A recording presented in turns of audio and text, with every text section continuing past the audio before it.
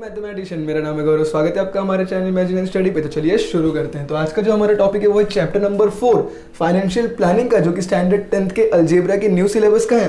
तो आज हम लोग देखने वाले बेसिक्स फॉर एक्सरसाइज नंबर 4.2। हमने अब तक 4.1 एक्सरसाइज कंप्लीट कर लिया है, जिसके लिए हम लोगों ने टोटल 3 वीडियोस बनाए थे, जिसमें पहला वीडियो जो था वो सिर्फ और सिर्फ बेसिक्स एंड फॉर्मूलेस के ऊपर था।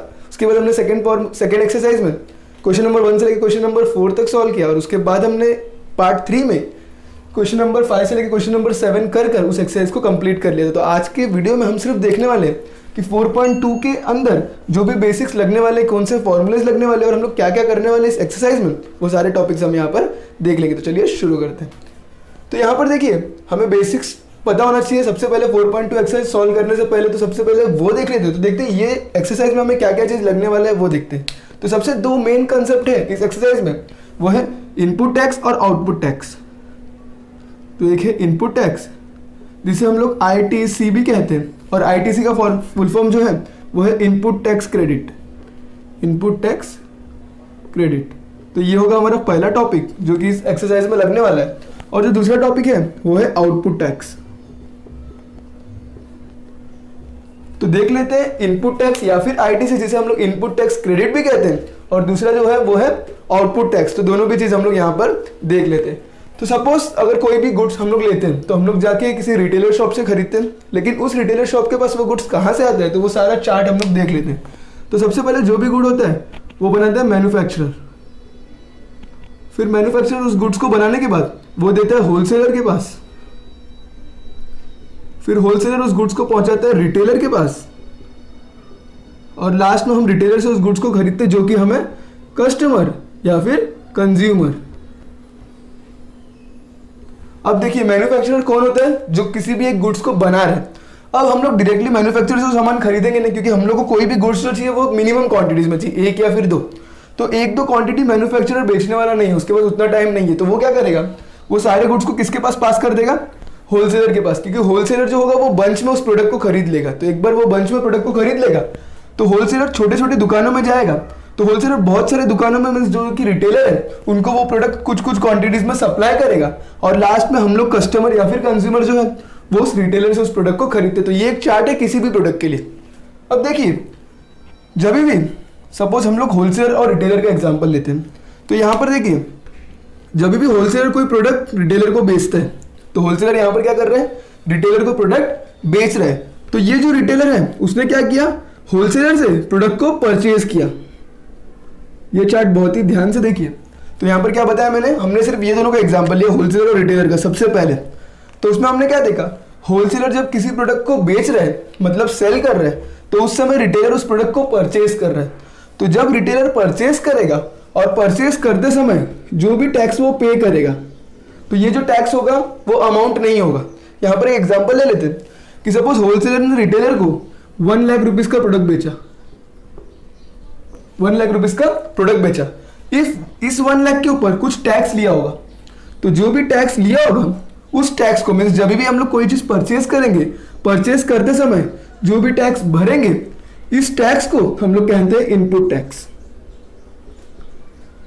एक बार फिर से बता देता हूं, बहुत ही इंपॉर्टेंट कंसेप्ट है, इसलिए बहुत ध्यान से देखिए। होलसेलर रिटेलर को प्रोडक्ट बेच रहा है, मतलब रिटेलर होलसेलर से प्रोडक्ट खरीद रहा है।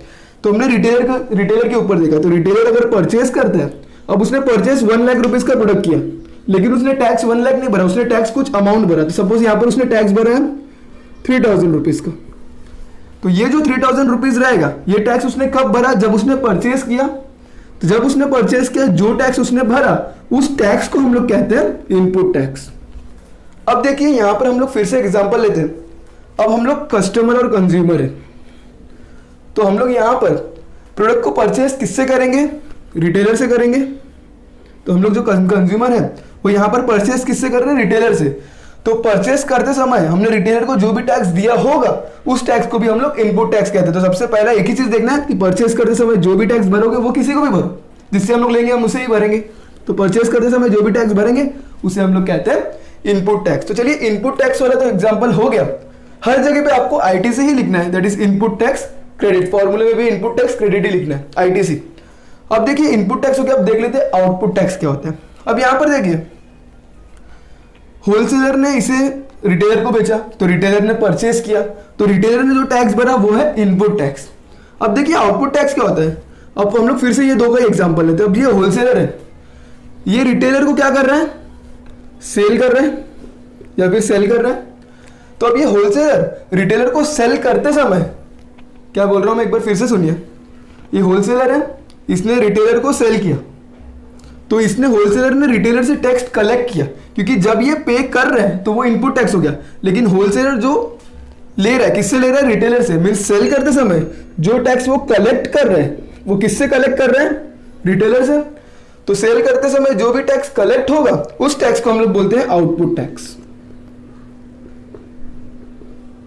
तो सीधा सीधा मतलब यही है कि परचेज के समय, सो फॉर एग्जांपल हम लोग दो लोग को ले लेते हैं, एक हो गया ए और एक हो गया बी, शॉर्टकट के लिए। ए ने जब सेल किया तो इसने परचेज किया, तो जब बी परचेज किया उसने जो भी टैक्स भरा उसे हम लोग कहते हैं इनपुट टैक्स, ITC। तो बी ने परचेज करते समय जो भी टैक्स भरा उसे बोलते हैं ITC, और ए ने जब उसको सेल किया, मतलब बी ने परचेज किया, तो बी ने परचेज करते समय जो टैक्स भरा रहेगा वो ITC।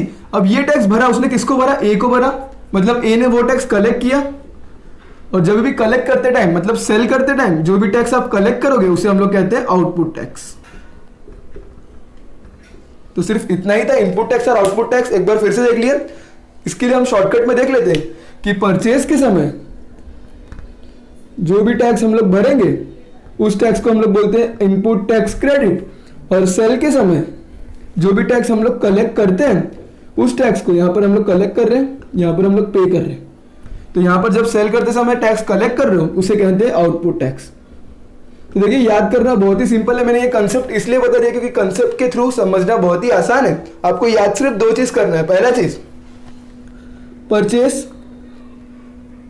परचेस में क्या होगा, इनपुट, और सेल, सेल में क्या होगा, आउटपुट। तो सेल यहां पर या फिर सेल किया तभी भी, तो यहां पर मैंने क्या देखा, परचेस के समय इनपुट, सेल के समय आउटपुट। तो देखिए पानी सब लोग पीते हैं तो हम लोग उसे बोलते हैं PI।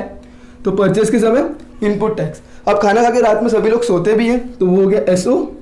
तो जहां पर सेल वहां पर आउटपुट, जहां पर परचेस वहां पर इनपुट। तो हमें सिर्फ याद कितना रखना है, PI, पानी पीते हैं, तो जहां पे परचेस वहां पर इनपुट, सोते भी है, तो जहां पे सेल वहां पर आउटपुट। तो PI पाए, या फिर हम लोग उसे पाए भी पढ़ सकते हैं।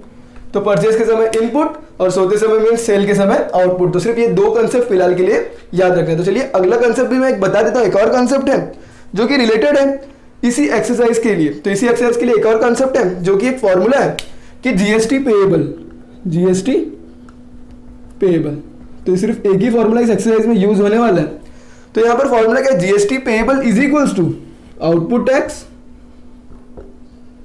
Minus ITC, that is input tax credit. तो सिर्फ ये एक फॉर्मूला, जब भी हमें पूछा जाएगा कि GST कितना पेएबल करना है तो फॉर्मूला होगा GST payable is equals to output tax minus input tax credit. तो सिर्फ ये कंसेप्ट है फिलहाल बेसिक्स है एक्सरसाइज नंबर 4.2 के कुछ सम्स के लिए। उसके आगे हमें टैक्स इनवॉइस भी बनाना है, तो उसके लिए क्या बेसिक्स लगे मैं इसे रफ करके आपको बता देता हूँ। तो सिर्फ इतना याद रखो, परचेज के समय इनपुट, सेल के समय आउटपुट। और ये जो कंसेप्ट है मैंने ये भी बताया कि जब भी आप परचेस करोगे तो जितने अमाउंट का प्रोडक्ट परचेस कर रहे हो वो टैक्स नहीं होगा, उस अमाउंट पे आप जो टैक्स भर रहे हो उस टैक्स को हम लोग बोलते हैं इनपुट टैक्स। तो यहाँ पर 1 लाख रुपीज इनपुट टैक्स नहीं होगा, हमने टैक्स कितना भरा है 3000, तो ये 3000 इनपुट टैक्स होने वाला है। तो चलिए आगे का भी देख लेते हैं आगे का। तो अभी तक जो हमने कंसेप्ट देखा इनपुट टैक्स, आउटपुट टैक्स और GST पेएबल का फॉर्मूला, वो कुछ आगे आने वाले एक्सरसाइज नंबर 4.2 के 4 सम्स के ऊपर या फिर 5 सम्स से रिलेटेड होंगे। लेकिन उसके आगे हमें 2 सम्स होंगे जो कि टैक्स इनवॉइस हमें बनाना पड़ेगा। तो देखते हैं टैक्स इनवॉइस बनाते समय हमें क्या क्या चीज की याद होनी चाहिए। तो यहाँ पर देखिए टैक्स इनवॉइस, तो मैंने पहले भी बताया कि टैक्स इनवॉइस का मतलब क्या होता है, जो भी बिल आपको मिलता है उसे हम लोग कहते हैं टैक्स इनवॉइस। अब ये बिल ऑनलाइन में मिलता है, ये बिल ऑफलाइन में मिलता है। तो देखते हैं टैक्स इनवॉइस जो होगा वो किस तरह से बनता है। अब देखिए जो टैक्स इनवॉइस का बिल है ये 2 टाइप का होता है। एक होता है बिजनेस टू बिजनेस, इसे हम लोग कहते हैं B2B, और एक जो दूसरा होता है वो होता है बिजनेस टू कंज्यूमर, जो कि होता है B2C। तो देखिए अगर हम लोग किसी रिटेलर से कोई प्रोडक्ट को खरीद रहे हैं तो यहाँ पर रिटेलर जो होगा वो बिजनेसमैन होता है और जो हम लोग होते हैं वो कंज्यूमर होते हैं। तो जब भी हम किसी रिटेलर से किसी सामान को खरीद रहे हैं तो वो जो बिल होगा वो होगा B2C बिल। मतलब यहाँ पर मैं एक एग्जांपल दे देता हूँ, अगर हम लोग रिटेलर से कंज्यूमर को कोई प्रोडक्ट खरीद रहे, मतलब हम लोग एज ए कंज्यूमर हम लोग रिटेलर से प्रोडक्ट खरीद रहे, तो उसे हम लोग कहते हैं B2C, मतलब बिजनेसमैन टू कंज्यूमर। उसके बाद जो B2B होते हैं, फॉर एग्जाम्पल अगर एक होलसेलर है, होलसेलर और होलसेलर से प्रोडक्ट खरीद रहा है यहाँ पर रिटेलर, तो यहाँ पर दोनों भी बिजनेस रन कर रहे हैं, तो यहाँ पर जो कम्युनिकेशन होगा वो होगा B2B। तो जब होलसेलर से रिटेलर दोनों भी बिजनेस पे रन करेंगे तो वो होगा B2B का टैक्स इनवॉइस बिल, और जब किसी रिटेलर से कोई कंज्यूमर खरीद रहे हैं तो वो होगा बिजनेस टू सी, मतलब B2C वाला टैक्स इनवॉइस का बिल। तो यहाँ पर हमें दोनों टाइप के बिल यहाँ पर बनाने। तो चलिए बिल बनाते समय क्या क्या चीज याद होना चाहिए वो भी एक बार देख लेते हैं। हमें तो अभी तक पता चल गया कितने टाइप के बिल्स होते हैं। कितने टाइप के बिल्स होते हैं? दो, एक होता है B2C, एक होता है B2B। तो सबसे पहले B2C देख लेते हैं, जो कि बहुत ही ईजी है, बिजनेस टू कंज्यूमर, जहां पर मैंने ये वाला एग्जांपल लिया रिटेलर से कंज्यूमर वाला। तो यहां पर देखिए B2C में हमें क्या क्या चीज याद होना चाहिए वो एक एक करके हम लोग देख लेते हैं। तो सबसे पहला इंपॉर्टेंट चीज जो है वो है GSTIN नंबर, GSTIN नंबर, जिसे हम लोग कहते हैं goods and service tax identification number. तो ये जो GSTIN नंबर होता है ये टोटल 15 डिजिट्स का नंबर होता है। तो वो नंबर कुछ इस तरह से होगा, मैं एक एग्जांपल ले लेता हूँ। 27 AYUPJ 1407D 1Z5। तो यहाँ पर ये टोटल 15 डिजिट्स हो गए, 1 2 3 4 5 6 7 8 9 10 11 12 13 14 15। तो ये जो 15 डिजिट है इसमें न्यूमेरिकल्स भी अलाउड है और कैरेक्टर्स भी अलाउड है। तो वो हिसाब से मैंने एक 15 डिजिट्स का GSTIN नंबर लिख लिया। तो ये जो GSTIN है जिसका फुल फॉर्म जो है वो है goods and service tax identification number. तो यहाँ पर देखिए ये 15 डिजिट्स असली में है क्या, वो भी चीज हमें पता होना चाहिए क्योंकि फिलअप्स में ये क्वेश्चंस आ सकते हैं।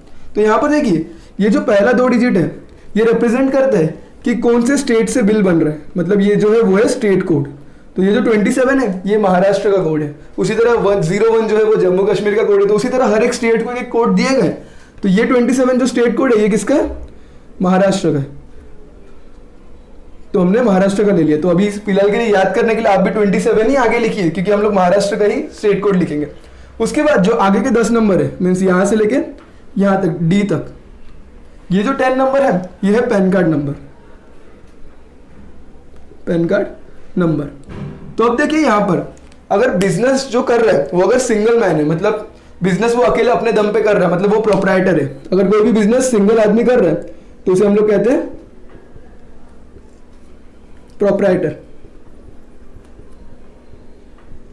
अगर सिंगल मैन कोई बिजनेस को रन कर रहा है उसे हम लोग कहते हैं प्रोप्राइटर। तो अगर किसी सिंगल मैन ने ही वो बिजनेस रन किया तो वो अपना खुद का पैन कार्ड दे देगा। लेकिन अगर 2 या 3 लोग मिलकर कोई बिजनेस को रन कर रहे हैं उसे हम लोग कहते हैं पार्टनरशिप फर्म, मतलब कोई भी बिजनेस जो है पार्टनर्स में कर रहे हैं तो उसे हम लोग कहते हैं पार्टनरशिप फर्म। तो उस समय जो भी बिजनेस का या फिर जो भी शॉप का या फिर जो भी बिजनेस वो कर रहे हैं उसका जो भी नाम होगा उस नाम का एक पैन कार्ड बनता है और वो पैन कार्ड नंबर यहाँ पर दिया जाएगा GSTIN नंबर में। तो एक बार फिर से देख लीजिए, पहला जो 2 डिजिट है वो है स्टेट कोड, महाराष्ट्र का 27 है इसलिए मैंने महाराष्ट्र का यूज किया। उसके बाद आगे का जो 10 नंबर है वो है पैन कार्ड। अगर सिंगल बंदा कोई बिजनेस को रन कर रहा है उसे हम लोग कहते हैं प्रोप्राइटर, तो वो खुद का पैन कार्ड वहां पर देने वाला है। लेकिन अगर बिजनेस पार्टनरशिप में चल रहा है तो जो भी फर्म का नाम होगा, फर्म का मतलब उसके ऑर्गेनाइजेशन का जो भी नाम होगा उस नाम का एक पैन कार्ड बनेगा और उस पैन कार्ड का नंबर यहाँ पर GSTIN नंबर में दिया जाएगा। उसके बाद ये जो 13 डिजिट रहता है ये बताता है कि नंबर ऑफ बिजनेस कितने हैं। अगर वो फर्स्ट बिजनेस है तो यहाँ पर 1, अगर बिजनेस नंबर 2 है तो वहां पर 2 आ जाएगा। उसी तरह बिजनेस के हिसाब से वो सेट हो जाएगा। ये जो Z होता है ये डिफॉल्ट कोड है, ये सब में सेम ही होगा। आप कोई भी देखोगे तो सब जगह ये सेम होगा। और जो लास्ट 15 डिजिट है वो है checksum code, CHEKSUM checksum code. तो ये कोड कब यूज होता है? जब कुछ एरर आ गया या फिर कुछ बिजनेस में कुछ प्रॉब्लम्स आ गए तो उसके पोर्टल से हम उस कोड के थ्रू उसे वेरीफाई कर सकते हैं या फिर क्या प्रॉब्लम है वो हमें पता कर सकते हैं। तो सबसे पहला चीज जो लगने वाला वो है GSTIN नंबर, तो वो हम लोग ने देख लिया। उसके बाद क्या क्या चीज और लगने वाले वो सारी चीज भी मैं बता देता हूँ। तो दूसरा चीज है वो है इनवॉइस नंबर, या फिर हम उसे और भी एक चीज कहते हैं GST इनवॉइस। तो ये देखिए हम लोग किस तरह से लिखते हैं। तो GST इनवॉइस जो है या फिर इनवॉइस नंबर वो हम लोग लिखेंगे GST/ और कोई भी 3 डिजिट का कोड होगा। तो ये GST इनवॉइस या फिर इनवॉइस नंबर भी हमारे बिल पे होता है। तो वो कुछ इस तरह से हम लोग लिखते हैं GST/ और कोई भी 3 डिजिट नंबर बाय डिफॉल्ट हम लोग यूज कर सकते हैं। उसके बाद होता है इनवॉइस डेट। इनवॉइस डेट, तो सपोज आज का जो डेट है, तो आज का डेट कितना है 21, तो इनवॉइस डेट हम लोग किस तरह से लिखेंगे 21, उसका फॉर्मेट कुछ यही होगा जो मैं लिख रहा हूं यहाँ पर 21 डैश, जुलाई का महीना है तो यहाँ पर आ जाएगा JUL, और यहाँ पर जो ईयर है वो 2020 है तो यहाँ पर मैंने लिख दिया 2020। तो यही फॉर्मेट में आपको डेट लिखना है 21 डैश जुलाई डैश 2020। तो ये 3 चीज बहुत ही मेन इंपॉर्टेंट चीज है जो कि लगने वाले हैं। अब देखिए, अगर कोई एक ग्राफ बनाता है या फिर मैं एक बिल बनाता हूं तो उस बिल में और भी बहुत सारे चीज होंगे जैसे हमें क्वेश्चन में दिया होगा। तो उसमें से जो एक पहला चीज है वो होगा हमारे पास HSN, या फिर हमें क्वेश्चन में HSN कोड दिया होगा या फिर हमें क्वेश्चन में SAC कोड दिया होगा। तो देख लेते हैं HSN कोड या फिर SAC कोड क्या होता है। तो HSN का फॉर्मूला है, फुल फॉर्म जो है वो है हार्मोनाइज्ड सिस्टम ऑफ नॉमेनक्लेचर। तो ये आपको याद रखना है क्योंकि ये फिलिप्स में पूछा जा सकता है 1 मार्क्स के लिए। और उसी के साथ SAC कोड जो कि है service accounting code, service accounting code. तो ये दोनों कोड क्वेश्चन में हमें दिया जा सकता है। अगर हमें HSN कोड दिया होगा तो हमें बिल में HSN कोड लिखना है, अगर हमें SAC कोड दिया होगा तो बिल में SAC कोड रहता है। ये क्या है, ये प्रोडक्ट का नंबर होता है। सपोज कोई भी एक प्रोडक्ट है, तो हमने एडवर्टाइज देखा होगा टीवी पे, तो सपोज एक प्रोडक्ट है जो कि है टेलीविजन, टीवी। तो अगर हम लोग टीवी पे एडवर्टाइज देखते रहेंगे नापतोल या फिर किसी का भी, तो उस प्रोडक्ट का एक कोड होता है, सपोज 1 2 4 6 8, ये एक कोड है। तो ये कोड जो होता है वो होता है HSN कोड या फिर SAC कोड, जो कि उस प्रोडक्ट को रिप्रेजेंट करता है बाय न्यूमेरिकली। तो यहाँ पर हमें 2 कोड की जरूरत हो सकती है जो कि क्वेश्चन में जैसा दिया होगा हम लोग वो कोड यूज कर सकते हैं। फिलहाल के लिए सिर्फ इतना देखना है कि टैक्स इनवॉइस जो कि होता है बिल होता है, जो कि 2 टाइप का होता है, एक होता है B2C और एक होता है B2B। तो B2C और B2B में ये जो चीज जो मैंने लिखे ये सारी चीज कॉमन होंगे। तो यहाँ पर क्या क्या कॉमन होगा, एक GSTIN नंबर होगा वो कॉमन होता है, इनवॉइस नंबर या फिर GST इनवॉइस ये होगा, उसके बाद इनवॉइस का डेट जो होगा वो हम लोग, ये 3 चीज तो गारंटेड कॉमन होने वाला है। उसके बाद HSN और SAC कोड जो भी क्वेश्चन में दिया होगा हम लोग वो कोड यूज कर सकते हैं जब भी हम लोग टैक्स इनवॉइस का बिल बनाएंगे। तो चलिए देख लेते हैं बेसिक्स की बिल हम लोग किस तरह से बना सकते हैं। चलिए देखते हैं, जब भी हमने देखा कि बिल या फिर टैक्स इनवॉइस 2 टाइप के होते हैं, एक होता है B2B और एक होता है B2C। तो वो दोनों चीज में क्या क्या बिल बनाते समय कॉमन होगा, तो पहला चीज है GSTIN नंबर, जो कि देखा हमने 15 डिजिट का नंबर होता है। और वो 15 डिजिट में कैसे कैसे नंबर्स रहते हैं, पहला 2 डिजिट होता है वो होता है स्टेट का कोड, अगला 10 डिजिट पैन कार्ड नंबर। अगर खुद अकेला आदमी कोई बिजनेस को रन करे जिसे हम लोग कहते हैं प्रोप्राइटर, तो वो उसका पैन कार्ड वहां पर लगने वाला है। अगर पार्टनरशिप में है तो पार्टनरशिप में जो पैन कार्ड बना होगा वो पैन कार्ड को वहां पर यूज करते हैं। उसके बाद हमने देखा कि जो 13th कोड होता है वो होता है नंबर ऑफ बिजनेस वो रन कर रहा है। उसके बाद 14th code by default Z होता है और 15th कोड चेकसम कोड होता है, जो कि GST के पोर्टल पे हम लोग चेक कर सकते हैं अगर कुछ एरर आया उसके लिए तो। उसके बाद हम लोग ने देखा टैक्स इनवॉइस। तो टैक्स इनवॉइस किस तरह से होता है, GST/ कोई भी 3 डिजिट हम लोग यूज कर उसे बिल पर मेंशन करते हैं। उसके बाद इनवॉइस डेट जो होता है वो होता है डेट, जब भी वो बिल बना है तो उसे हम लोग कहते हैं इनवॉइस डेट। उसके बाद ये दोनों में और एक चीज कॉमन है जो कि है उसका सप्लायर का नाम, मतलब किसने वो प्रोडक्ट को सप्लाई किया है, मतलब बिजनेसमैन का नाम होगा, मतलब बिजनेसमैन का ऑर्गेनाइजेशन का नाम, उसका एड्रेस, उसका ईमेल और उसका मोबाइल फोन नंबर, ये चारों चीज भी वहां पर मेंशन किए जाएंगे बिल में। अगर देखिए ये B2C के लिए होगा तो ये यहाँ पर सिर्फ सप्लायर का इंफॉर्मेशन होगा, लेकिन अगर ये B2B के लिए होगा तो यहाँ पर सप्लायर के इंफॉर्मेशन के साथ, क्योंकि दोनों भी बिजनेस रन कर रहे हैं, तो यहाँ पर सप्लायर के इंफॉर्मेशन के साथ हमें बिजनेस जो कि रिसिपिएंट है उसका भी इंफॉर्मेशन यहाँ पर डालना पड़ेगा। तो जब हम लोग बिल बनाएंगे तो हमें ये चीज भी मेंशन करना है कि जब हम लोग B2C बना रहे हैं उस समय तो इतना डिटेल्स ठीक हो गया, लेकिन जब हम लोग बिजनेस टू बिजनेस का बनाएंगे उस समय हमें सप्लायर का नेम, एड्रेस, ईमेल और मोबाइल फोन नंबर के साथ साथ रेसिपिएंट जो रिसीव कर रहा है उसका भी मोबाइल नेम, एड्रेस, ईमेल और मोबाइल फोन नंबर भी हमें डालना पड़ेगा। तो ये चीजें बिल को बनाते समय, तो यहाँ पर देखिए बिल का जो फॉर्मेट होगा या फिर बिल जो होगा वो किस तरह से दिखता है, तो वो मैं यहाँ पर बता देता हूँ। देखिए ये जो ऊपर का बॉक्स है यहाँ पर, ये वाले बॉक्स में ये सारे इंफॉर्मेशन आने वाले, ये सारे इंफॉर्मेशन ये पहले वाले बॉक्स में आने वाले। उसके बाद नीचे एक और बॉक्स होगा, उससे अटैच होगा, यहाँ पर हमें सारे डिटेल्स लेने उस प्रोडक्ट के रिलेटेड, क्या प्रोडक्ट बेचा गया है, कितने में बेचा गया है, क्या कितना क्वांटिटी था, कितना टैक्स लगा, वो सारा जो इन्फॉर्मेशन है वो यहाँ पर आएगा। तो यहाँ पर देखिए ये टेबल कुछ इस तरह से बनेगा। तो यहाँ पर मैं बता देता हूँ कि ये टेबल में डेटा क्या क्या होगा। तो सबसे पहले होगा सीरियल नंबर, कि कितना प्रोडक्ट है, तो यहाँ पर हम लोग सीरियल नंबर लिख सकते हैं 1 2 3, अगर 3 प्रोडक्ट है तो उसका 3 सीरियल नंबर होगा।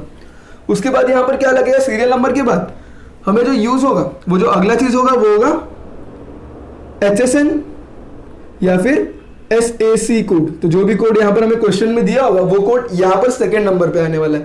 तो यहाँ पर सपोज मैं कोड लिख लेता हूँ 1 2 3 4 4 5 6 8 2 4 9 8। तो जो भी कोड दिया होगा HSN या फिर SAC कोड, वो कोड को हम लोग यहाँ पर सेकंड नंबर पे मेंशन करेंगे। उसके बाद जो थर्ड नंबर होगा वो होगा name of the product, name of product. तो यहाँ पर हम लोग लिखने वाले नेम ऑफ प्रोडक्ट कि कितना, क्या नेम है, क्या क्या प्रोडक्ट हम लोग बेच रहे हैं, तो वो पूरे नेम यहाँ पर आ जाएगा। तो सपोज यहाँ पर हम लोग ने बेच लिया चार्जर, यहाँ पर हम लोग ने बेचा बैटरी, और यहाँ पर हम लोग ने बेचा हेडफोन। तो यहाँ पर मैंने ये 3 आइटम का नाम लिख लिया।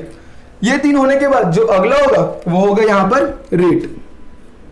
तो देखिए मैंने पहले भी बताया कि जो रेट होता है वो यहाँ पर हमें परसेंटेज में होता है, लेकिन यहाँ पर कौन सा रेट होगा, यहाँ पर वो रेट होगा जिसमें ये चार्जर, बैटरी और हेडफोन बिकने वाला है। तो यहाँ पर जो हम लोग रेट लिखेंगे वो क्या होगा, वो असली में रुपीज में होगा। तो यहाँ पर सपोज चार्जर का 100 रुपीज, बैटरी का है 200 रुपीज और हेडफोन का भी है 100 रुपीज। तो कुछ इस तरह से हमारा बिल बनने वाला है। तो पहला होगा सीरियल नंबर, उसके बाद हो जाएगा HSN या फिर SAC कोड, उसके बाद होगा नेम ऑफ द प्रोडक्ट, क्या क्या प्रोडक्ट बिकने वाले हैं, और उसके बाद उन प्रोडक्ट का रेट कितना वो हम लोग यहाँ पर लिखेंगे। ये सारी चीज रुपीज में, तो 100 रुपीज, 200 रुपीज, 100 रुपीज। अब आगे देखिए यहाँ पर होगा क्वांटिटी, क्वांटिटी। तो ये जो क्वांटिटी होगा मतलब कितना चार्जर बिकने वाला है वो चीज यहाँ पर होगा। तो यहाँ पर क्वांटिटी कितना होगा, चार्जर का सपोज 2 है, बैटरी का भी यहाँ पर 2 है और हेडफोन का यहाँ पर 1 है। तो ये सारे क्वांटिटी। अब क्वांटिटी के बाद जो अगला कॉलम आएगा वो आएगा टैक्सेबल वैल्यू, टैक्सेबल वैल्यू। तो यहाँ पर टैक्सेबल वैल्यू मतलब क्या होगा, कितना रेट है और कितना क्वांटिटी है, दोनों को मल्टीप्लाई करेंगे तो हमें टैक्सेबल वैल्यू मिल जाएगा। सपोज 100 रुपीज का 2 क्वांटिटी हमने चार्जर लिया तो ये हो जाएगा 200 रुपीज। उसी तरह 200 का 2 लिया तो ये होगा 400 रुपीज बैटरी का, और हेडफोन एक ही लिया तो 100 रुपीज का एक है, तो ये हो गया 100 रुपीज। तो ये हो गया हमारा टैक्सेबल वैल्यू। अब देखिए टैक्सेबल वैल्यू के आगे क्या आने वाला है, तो यहाँ पर स्पेस नहीं होगा तो मैं यहाँ पर नीचे डिटेल्स कर लेता हूँ।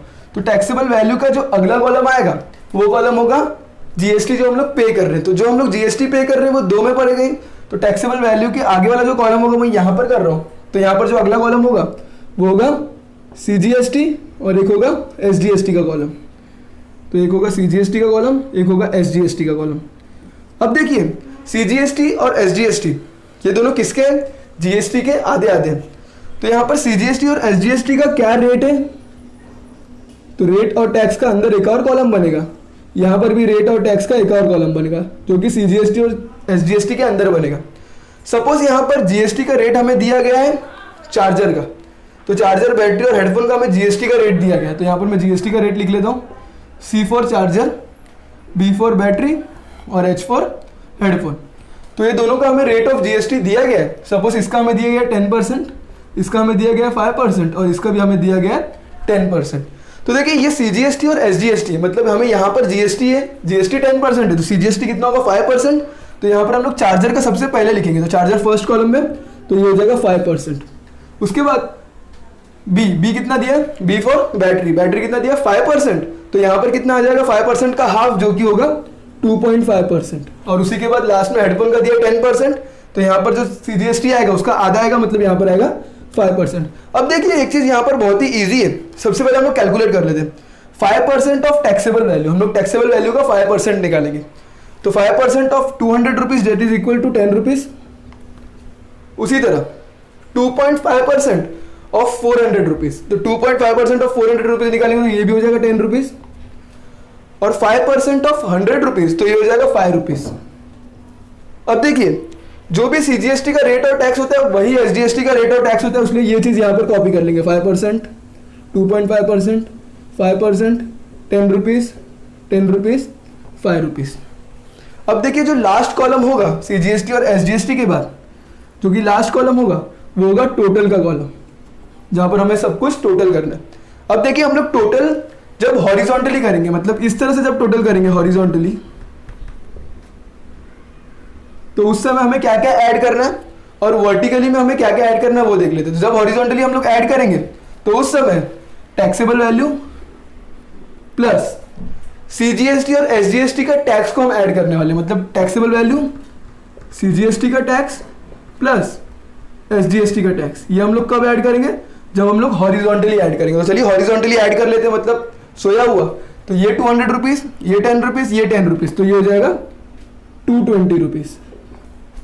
उसके बाद ये 400, ये 10 और ये 10, तो ये हो गया 420 रुपीज। और लास्ट में ये 100, ये 5 और ये 5, तो ये हो गया 110 रुपीज। उसके बाद हमें वर्टिकली भी टोटल करना है, हॉरिजॉन्टली हो गया, उसके बाद हम लोग वर्टिकली करेंगे।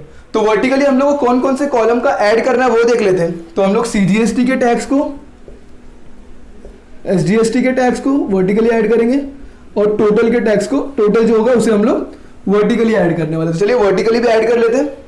तो वर्टिकली हमें किसको किसको ऐड करना है, ये टैक्स को, तो 10, 10 और 5, ये हो गया 25 रुपीज। फिर उसके बाद इसे, ये भी हो गया 25 रुपीज। और उसके बाद लास्ट में इसको, तो ये कितना हो गया 0, 5, 2, 4, 6, 1, 750 रुपीज। तो हमें ये सारे चीज को इस तरह से हमें टैक्स इनवॉइस बनाना है। तो देखिए सबसे पहला होगा सीरियल नंबर, कितना प्रोडक्ट होगा वो। उसके बाद एचएसएन या फिर एसएससी कोड जो भी क्वेश्चन में दिया होगा उसे हमें कॉपी करना है। उसके बाद कौन सा प्रोडक्ट सेल हो रहा है वो भी क्वेश्चन में दिया होगा, वो हमें यहाँ पर लिखना है। फिर हर एक प्रोडक्ट का कितना रुपीज है वो रुपीज हमें यहाँ पर रेट लिखना होगा। उसके बाद वो कितने क्वांटिटी में बिक रहा है, ये सारी चीज क्वेश्चन में दिए गए, हमें सिर्फ क्वेश्चन से उसे उतारना है। उसके बाद चार्जर का एक क्वांटिटी का दाम कितना है वो, उसके बाद 2 क्वांटिटी का कितना होगा तो वो टैक्सेबल वैल्यू बन जाएगा। मीन्स उसके बाद तो यहाँ पर हमें एक का 100 था, 2 क्वांटिटी का हो जाएगा 200, तो हमें मल्टीप्लाई करके उसे टैक्सेबल वैल्यू, टैक्सेबल वैल्यू के बाद टैक्स, तो टैक्स का 2 कॉलम बनेगा, एक होगा सीजीएसटी का, एक होगा एसजीएसटी का। सीजीएसटी फिर से 2 में बनेगा, एक होगा रेट के लिए और एक होगा टैक्स के लिए। उसी तरह एसजीएसटी भी 2 में बनेगा, एक होगा रेट के लिए और एक होगा टैक्स के लिए, और लास्ट में होगा टोटल। उसके बाद हमें हॉरिजॉन्टली और वर्टिकली दोनों तरफ से ऐड करना है। जब हम लोग हॉरिजॉन्टली ऐड करेंगे तो हम लोग taxable value CGST tax plus SGST tax मैंने करके बता दिए। उसके बाद जब हम लोग वर्टिकली ऐड करेंगे तो हम लोग 3 कॉलम को ऐड करने वाला है। तो ये जो 3 चीज है ये क्या कॉलम है, तो हम लोग कौन कौन से कॉलम को ऐड करने वाले, सीजीएसटी टैक्स, एसजीएसटी टैक्स और टोटल को। तो इस तरह से हमें टैक्स इनवॉइस बनाना है। जहां पर ये जो ऊपर वाला बॉक्स है, ये वाला बॉक्स, ये बॉक्स में हमारा कौन कौन सा इन्फॉर्मेशन आने वाला है, ये सारे इन्फॉर्मेशन। और ये जो नीचे का बॉक्स है ये, इसमें कौन सा इन्फॉर्मेशन आएगा जो हम लोग क्वेश्चन में दिया होगा और किस तरह से फिल करना वो मैंने फिल करके बता दिया है। तो ये सारे बेसिक्स है जो कि एक्सरसाइज नंबर 4.2 में यूज होने वाले। हमारे एक्सरसाइज नंबर 4.2 के सारे बेसिक्स हमने आज कंप्लीट कर लिए। तो जिसमें हमने देखा कि क्या क्या बेसिक्स इस एक्सरसाइज में लगने वाला है। हमने सबसे पहले देखा इनपुट टैक्स क्या होता है, उसके बाद हमने देखा आउटपुट टैक्स क्या होता है। तो दोनों का शॉर्टकट भी देखा।